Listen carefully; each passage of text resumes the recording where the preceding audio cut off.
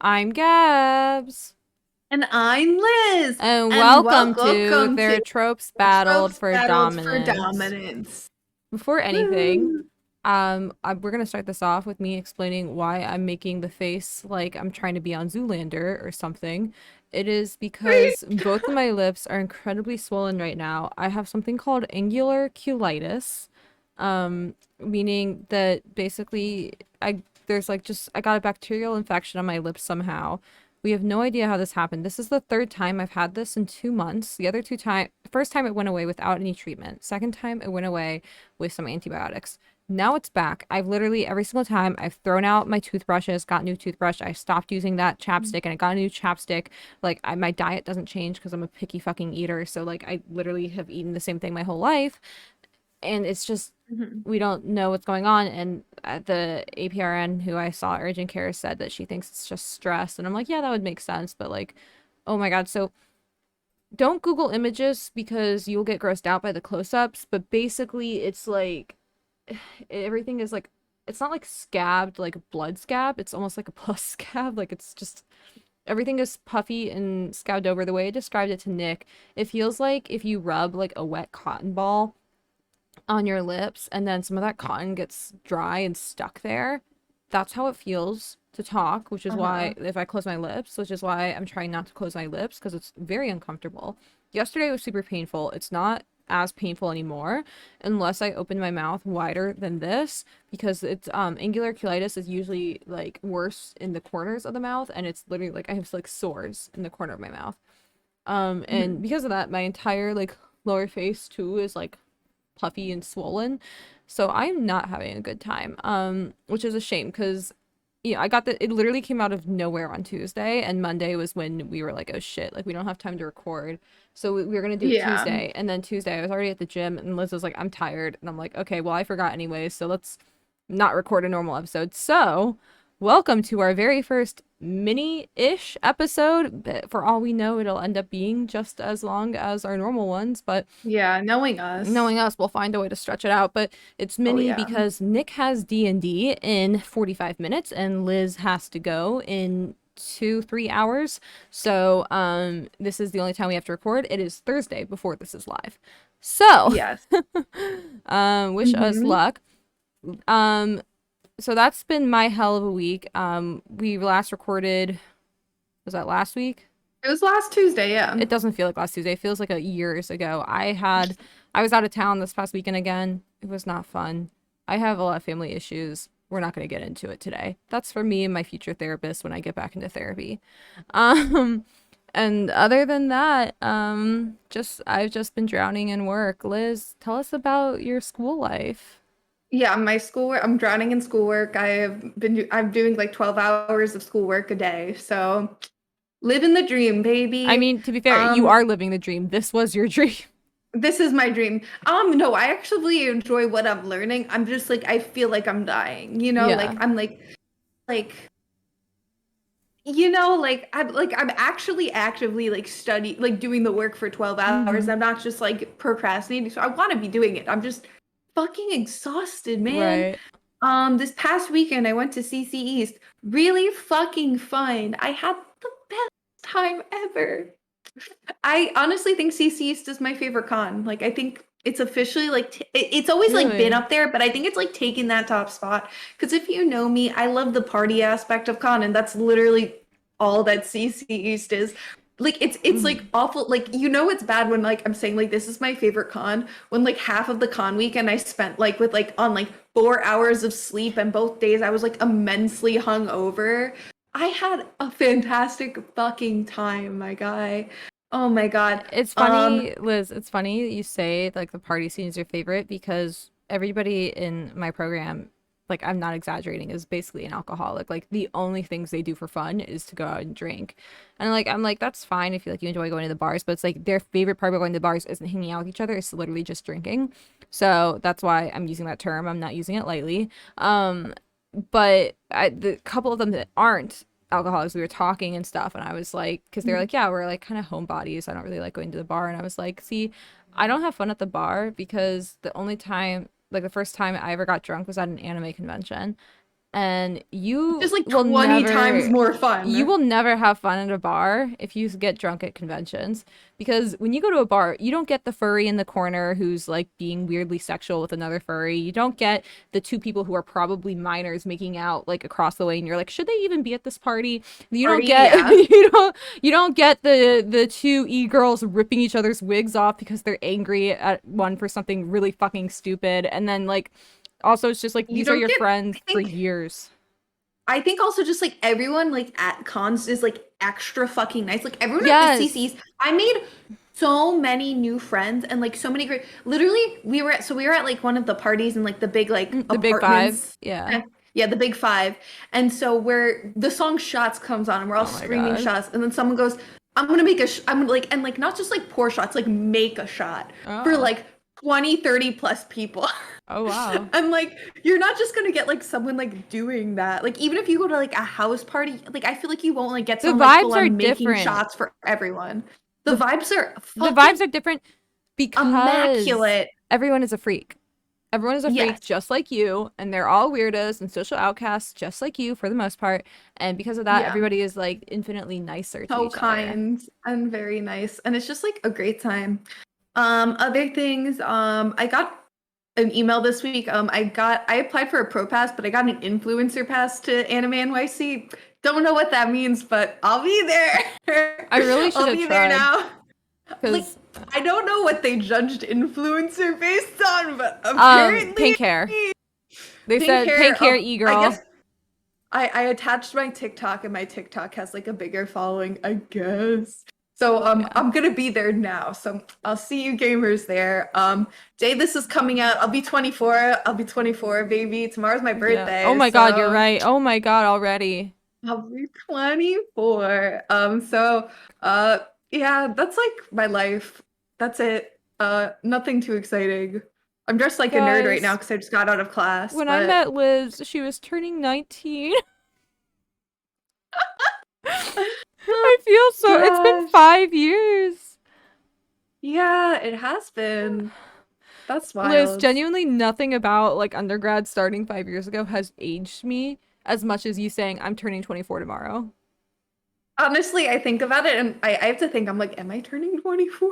What age am I turning? Yesterday, one of my Overwatch friends they were like guessing my age, and one of them said 22, and I had to like stop and like count on my fingers, like, am I 22 or am I No, I'm 23? like, I really, I still feel like I'm 21. Like, full Yeah. on. Literally, because like the Well, only you thing that turned changes 21 is like during when you, yeah, during like COVID. We both COVID. did, Well, no, right? before. No, I Was it before? turned before. I had a couple months. I had a good Uh, couple months. yeah. Fuck you. Because I turned September 2019. I had a good couple months. That's right. Yeah, you did. Um, but it really wasn't good because like none of you guys were 21. Exactly. So like You had I was just then. like partying it up below, Yeah. you know. Yeah. Um, I'm like overly tired, so that's why I'm like acting a little crazier. You're also making I up have for my low energy. mhm. Um, yeah, I don't know.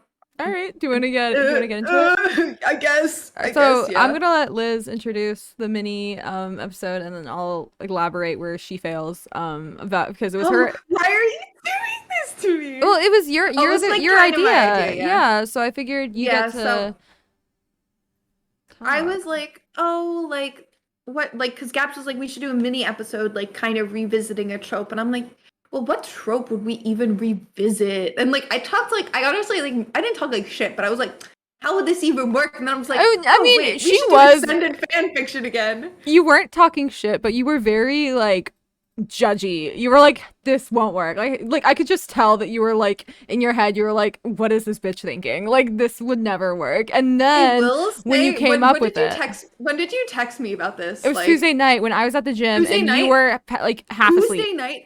Tuesday night? Yeah. In my defense, I'd been up since like 8 in the morning. I had 6 hours of class that day, and every single second from that point that I was not in class, I was spending either eating or studying. So I was like fucking over it. Like I was over it, my guy. So yeah, I was very judgy, but then I was like, oh shit, let's do ascended fan fiction again. Because like now that we're it like because now we're like actually like into like an aspect of ascended fan Mm-hmm. fiction, being into like the love hypothesis and love on the brain and like they're really popular right now because Love on the Brain just came out. Mm. And like now we're like honestly big fans. We really, Like I feel Ali like Hazelwood is just a really good author. yeah. And like the thing is like cuz like before like we like when we like read like 50 Shades like we were like we don't like actively are like, "Oh my gosh, I'm so excited to read the next 50 Shades book," versus like, "Oh my god, I can't wait to read the next Ali Hazelwood book," To you be know? fair, when we are excited to read 50 Shades, it is because it's one of those We're like, clowning oh, on they're like, it. oh my god, this is awful. I can't look away. Like it's kind of like watching Yeah. Glee. Like Yes. it is the worst thing you have ever watched, but you are still clicking next episode every single time you watch it. Oh yeah. But this is like genuine like Ali Hazelwood's book for genuinely like, "Oh my gosh, I can't Yes. fucking wait for the next one. I am obsessed with this," and I like yeah, because I everything. mean she really did make like change it enough. Her and her editing team did a really amazing job of actually making a difference between like Star Wars and her books. Like these are separate universes. They just originated from these characters. And I think Yeah. that's why they're so good because she's a really good author and she just, you know, and like you know, we did talk about how like you know, in a few episodes ago when we first read the book, we were talking a bit about how we can see Kylo Ren and Daisy Mhm. Ridley's character. What's the name again? Ray. Ray, in the characters. Liz more so than me because Liz is the big Star Wars fan and I am very casual. And I was like, yeah, you can see it. You can still see them, but like But every other it's not like character is different and like it's its own universe. And I would argue too that like the archetypes of Rey and Kylo, you know, which is like the dark side versus light side of the moon type oh, archetype, very much like two sides of the plays same into coin. other romance tropes. Yes, Yeah. like that is very Like common. it's like it's very much like because if you're thinking about like another romance book that's very similar that's come out recently, Beach Read, which I read recently and I absolutely fucking like ate up. I adored it. I loved it. It's this similar, like the exact similar type of like You should dark, text like kind of me. dark, edgy guy. Yeah. Oh Text it my to god, you me. need to read it.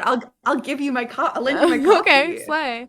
But it's like dark, edgy guy and like happy, like, ooh, I write like there are two writers, and like Hmm. one's like I write like these dark, edgy books, and the other is like a happy romance writer, and like it's like that. Like they're not like it's not like Ray and Kylo's characters within the scope of romance isn't like so far removed that it's like I don't like being like it's not unique, but it's like it fits really well within the romance genre where you're not like, oh yeah, this is definitely a Star Wars fan fiction, you know? Right. And I still remember too when I first read Love Hypothesis, and when Liz was reading it, I remember she and I texting each other being like, is this supposed to be this character? Like Or this character, the yeah. only characters that were ever really obvious were Hux. Because I mean, even then it was like Yeah. Liz was like, "This isn't what Hux would do," but I was like, "Well, that's the villain, Yeah. so like it's obvious it's Just him." wait, bestie.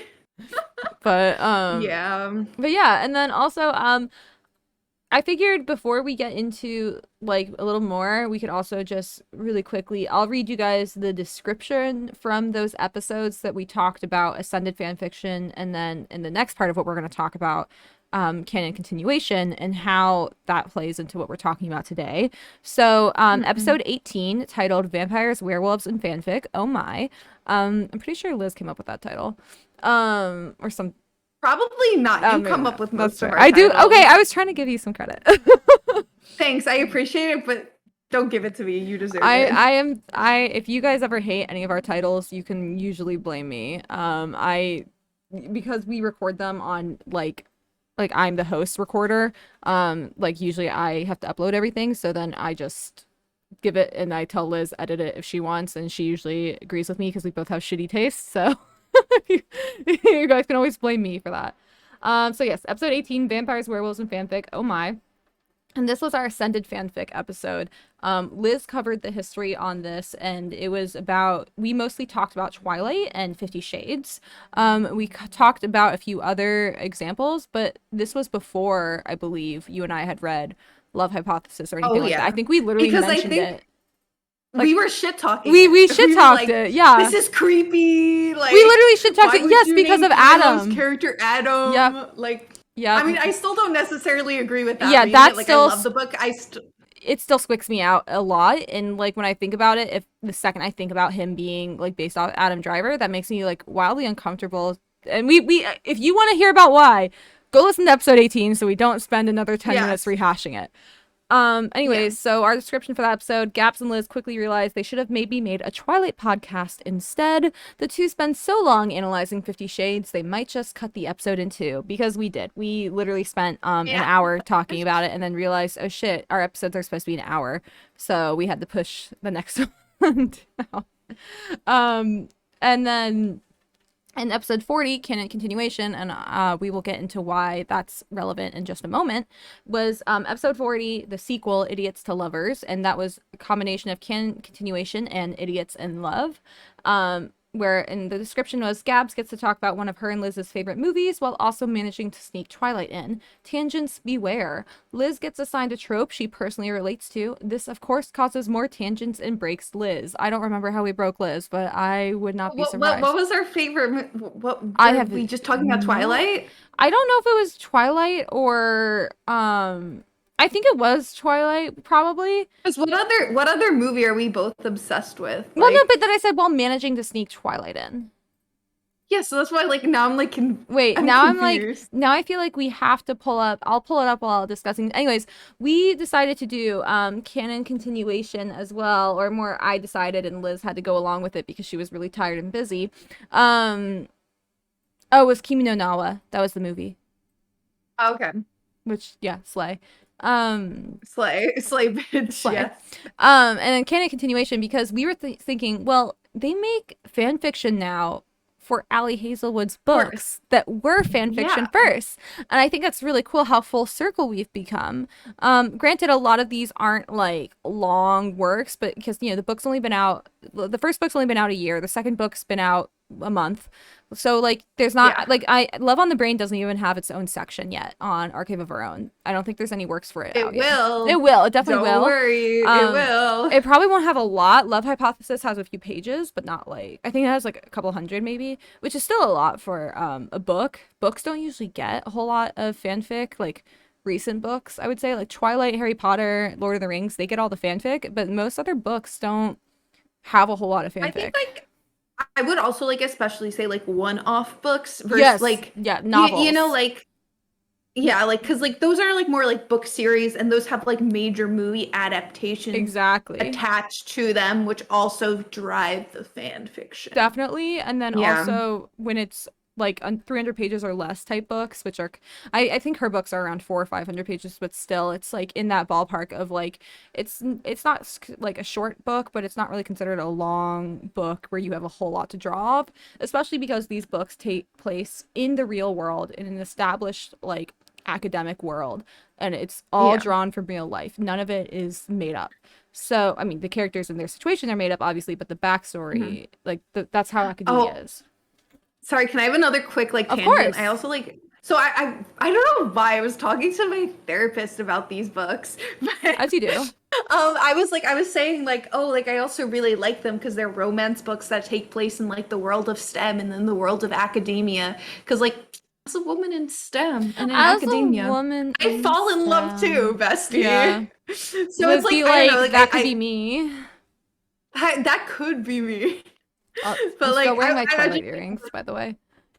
I love that. Sorry. But yeah, I just like I love that. Like it's like just like that's like just like a little extra thing I find so cute that like I don't think you see as often. Yeah, you know? It's like definitely such a mainstream of book like romance book to be taken place in like the world of STEM with like a woman in like in like well like within Love on the Brain being in a high position, you know. That's what I just think it's cool. Yeah, I think that's actually one of my favorite things about the book too, is that most romance books are so focused on making the main character, the main female lead, to be like the self-insert, where it's like, I am so bland and I'm not supermodel gorgeous like other girls, and you know, I have a few extra pounds, and like they just do everything to make the main character, you know, not think of herself as gorgeous, and then it like the main character is like, oh my god, me really? When like Tall, Dark, and Handsome is like, you are my soulmate, and she's like, the main character is always like, but like in Ali Hazelwood's works, like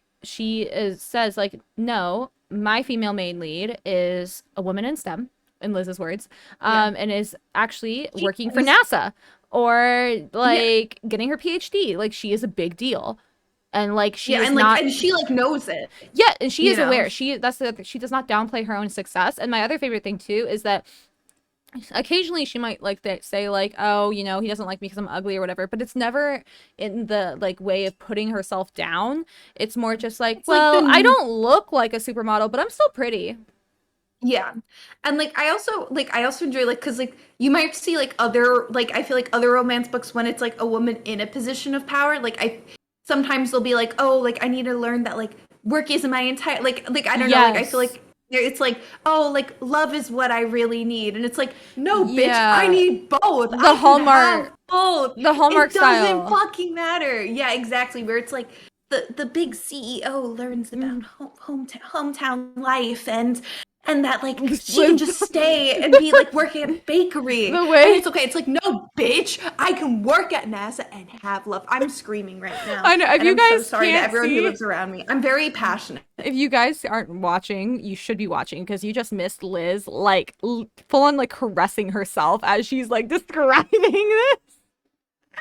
And I just realized not everyone is watching this and stuff. Speaking of watching, everything from episode 57 onwards is on YouTube now. So just saying, if you want to hit up their tropes battle for dominance on YouTube, except episode 57, that was the gay Twilight Renaissance special, and YouTube is being super homophobic and refusing to process that YouTube is video. homophobic. Literally, I think it's because it was our Yeah. first upload, it won't process it. But it processed the others fine that don't say gay in the title.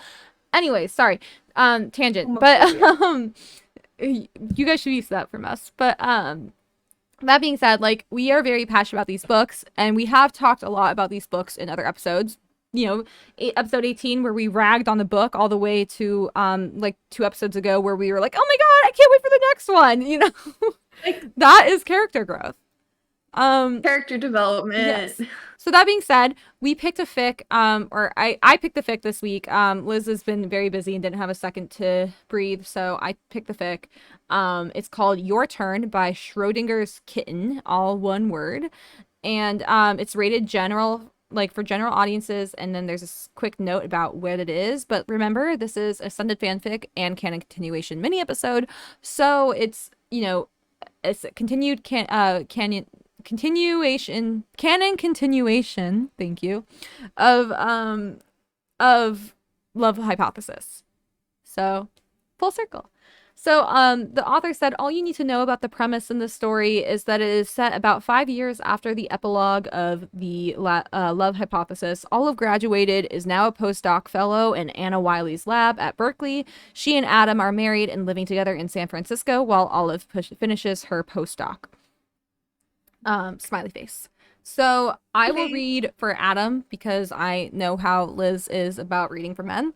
And I will, do you want me to read the narration or do you want to handle that? You want me to do it? Because like your mouth. I would love if you would do it, but I understand if you don't Yeah, want to. I can do it.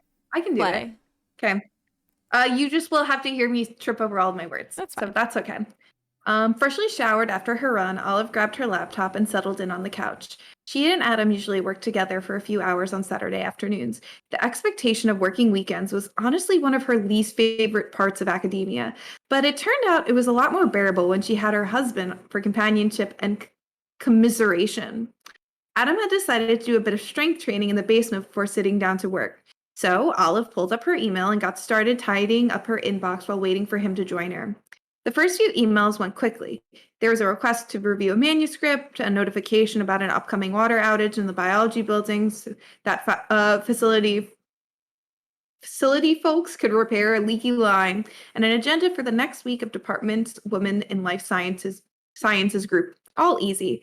But then she hit Dr. Is it Wiley? I assumed Wiley. Wiley's latest note. Olive, it read. Any further thoughts on your career plan since we talked? Me and Bryce have both decided to apply for faculty jobs this year, and if you plan to do the same, I think it would be helpful for us to sit down as a group and talk through the process and answer any questions you might have. Please let me know as soon as you can. Faculty applications are a big undertaking, so the earlier we can get started, the better. Anna. All of Olive's post-workout satisfaction evaporated, edged out by the indecision and uncertainty. She felt an unpleasant twisting in her gut at the prospect of having to make such a monumentous choice especially one that she knew had the potential to require major changes, not just in her life, but in Adam's as well. She was still focused intently on her computer when Adam came in after finishing his workout. He walked over and dropped a kiss on the crown of her head, then pulled back and frowned, searching her face. You look tense. Everything okay? It's even funnier with like how you have to like hold your face right now. It's beautiful, It Gabs. hurts Thank to you. smile with my mouth open. So Um, Olive sighed. I don't know. It just, you know how I told you that Dr. Riley was encouraging me to apply for faculty jobs this year? Adam nodded. Well, she emailed me again to see if to ask if I've made up my mind, and I don't really feel like I can answer her because I need to know I can talk. I know I need to talk about it with you first, but every time I try to bring it up, I chicken out because I'm terrified of what it might mean. Adam came around to the front of the couch and sat down, watching Olive intently. why do you find the prospect of talking about it so terrifying? He asked. She shrugged. I guess it feels like there's no right answer. If I decide to go for a faculty job, it will probably mean moving, and I'll be asking you to give up everything you've built at Stanford. But if I pass, I worry I'll regret the missed opportunity to build something of my own.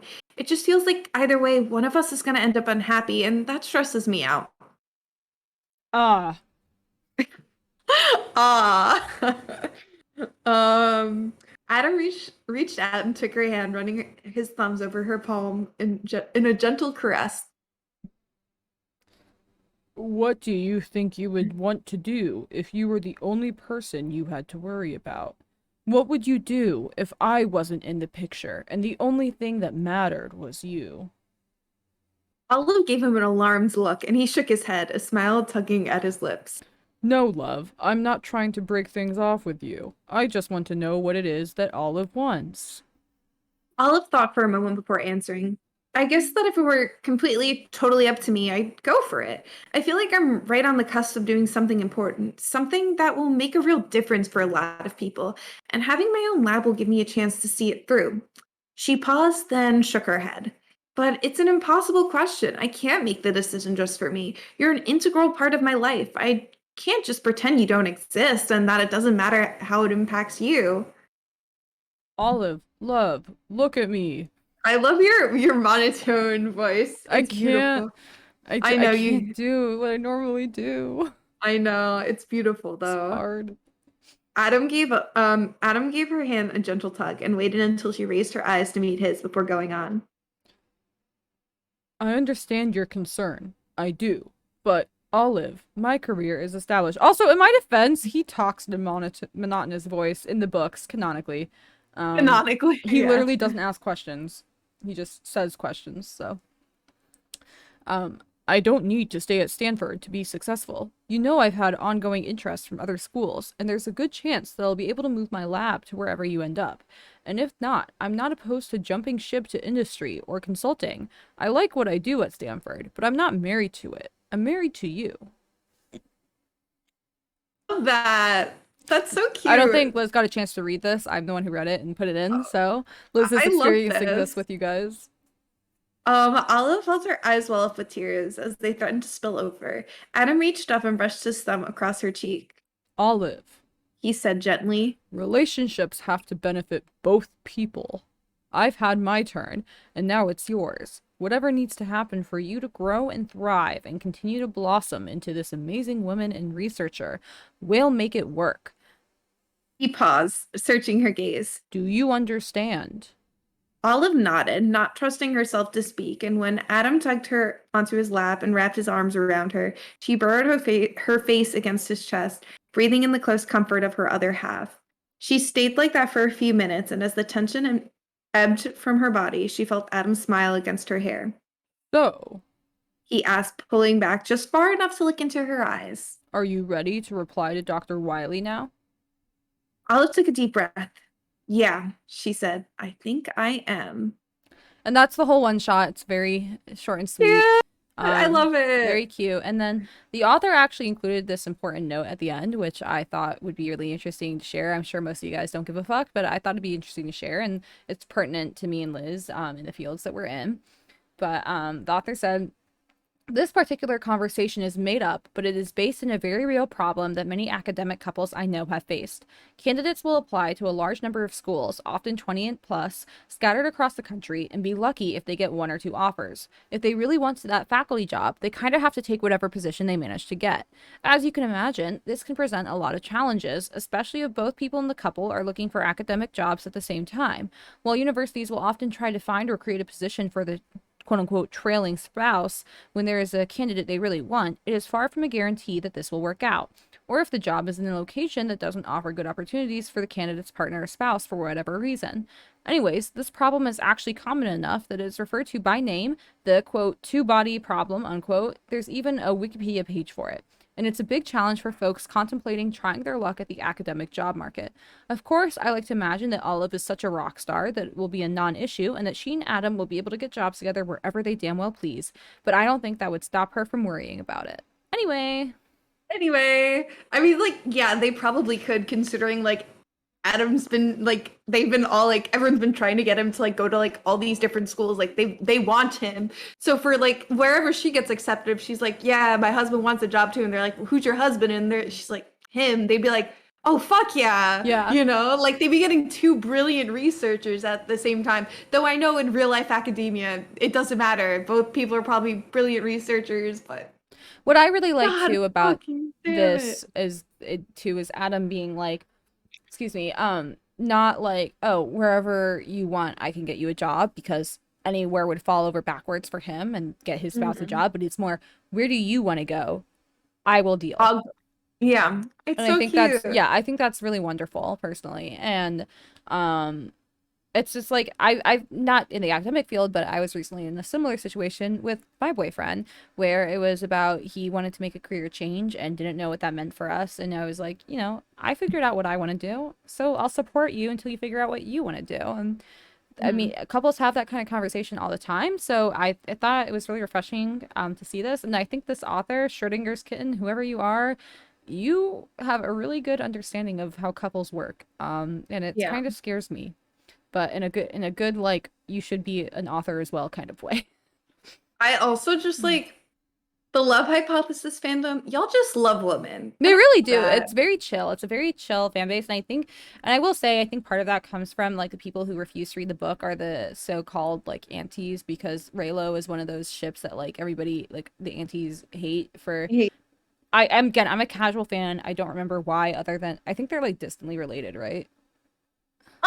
well, there's like a thing that's like maybe, but also it's just like I think people just like hate it to hate it. I mean, Yeah. like I hate to say that, like you don't have to ship it, but like I don't It's just know. like I got the vibe that people only hate it because he's like abusive to her, but also I'm like that's kind of how all romance novels are set up, like where like they're especially from like 2010s and earlier, where it's like the male love interest is basically abusive, but like he's dreamy, so it's okay.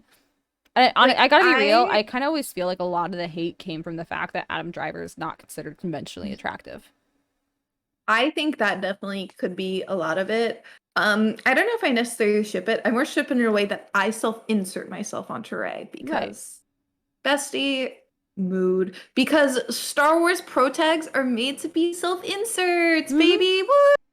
Woo! Okay. So Can you I have a explain that to self-insert. everybody else who likes Star Wars now Well, so they stop like being whiny bitch babies? Thank it's like you. literally like almost all Star Wars, Wait, I'm I sorry, you hate to think say it, Luke but Skywalker was all like not a Gary Sue? yeah, Like, all fucking Star Wars pro tags are Mary Sue's, Gary Stu's, they're whatever. They're made for the audience to be like, that is me. I see myself going through the they galaxy are and the being the Pokemon fucking trainers. hero. And like, They're the 10-year-old that Pokemon doesn't trainer fucking equivalent. matter. Mm-hmm. Have fun. Let little girls have their Luke Skywalker. Thank you. Real, Fuck you. real, and Sorry. no, real. I Um, hate Star Wars fans as a Star Wars fan. I can't comment on that, but I I support you. you Star Wars no there are just so many Star Wars fans that make me want to Understandably. die. Um, all that being said, obviously, me and Liz like Ascendant fanfic. Sometimes when it's Ali A, Hazelwood, all of the time. a Especially Ali Hazelwood, yeah. We like canon continuation, and this was a fun way for us to do an episode this week instead of leaving you guys high and Yeah. dry after doing that 2 weeks ago, and we really wanted to make sure you got this episode. So I really hope that like more authors like they get like ascended fan fiction, and it's like, I mean, I know it's like becoming more of a trend now, but like I feel like none of them have really gotten like as much recognition as like this. I mean, like 50 Shades did, but like that's like I feel like I consider it's like its whole like new thing. it's And like I funny guess after technically suck. did, but also but after Nobody like sucked, and it's like I feel like everyone who's like really into it was like the people who read it when they were like 12. You know, like exactly. this is like the first thing that I really think has gotten like since like 50 Shades like super mass like appeal outside of its like fan fiction world, you know? Where like people Definitely. are just reading it to read it, you know? Like they're like, "Oh, Definitely. this is a good romance book," you know? Cuz it is. It is. But yeah. Um Oh, and then all that being said too, I think it's funny that Twilight, created the young adult series basic like basically. And then 50 Shades basically created Ascended fanfic. So I think Yeah. that's very interesting. That like Stephanie Meyer like unintentionally Really created like multiple markets. paved the way. Like it is it's so crazy to think about it. Like even if Bruh, she's a fucking even if Twilight. she's a terrible person, like it's crazy to think about how like Can you all believe that. it? Just fucking Twilight. Just Twilight. Damn. Like it's I'm literally Bruh. wearing my Twilight earrings, guys. Like that is the definition of like cult phenomenon. Anyways, all that being said, we're gonna cut it here because Nick has D&D and I can't hog the room while he does that, and then Liz has to go ready to go in a couple hours. So I hope you guys join me in wishing Liz a very happy birthday. This comes out on her birthday tomorrow as we're recording. So if you guys are listening the day it comes out, make sure to drop her a happy birthday, whether it's on their Tropes socials or Liz's socials, which we'll get to in a moment. Also, please, please, please check out the YouTube. We literally just started uploading videos to it, so we'll hopefully try and get some time to work on it and make it look pretty in the coming months. But for now, it's this video that if you're watching on Spotify, it's the same video on that's on Spotify. It's going to be on YouTube. If you're listening and you don't have time to watch, you want to watch it later, see all the weird body movements that Liz makes and the weird faces that I make, go for it. Can't help it. I'm Italian. If you want to connect with me on social media, you can find me on Instagram, Twitter, Twitch, and TikTok at Flighty the Nerd. Liz, what about you? You can find me on Instagram, Twitter, Twitch, and TikTok at Lazily Liz. And the show? You can find the show on Instagram, Twitter, and TikTok at Trope Podcast. You can find us on Facebook at Trope Podcast or Their Tropes Battled for Dominance.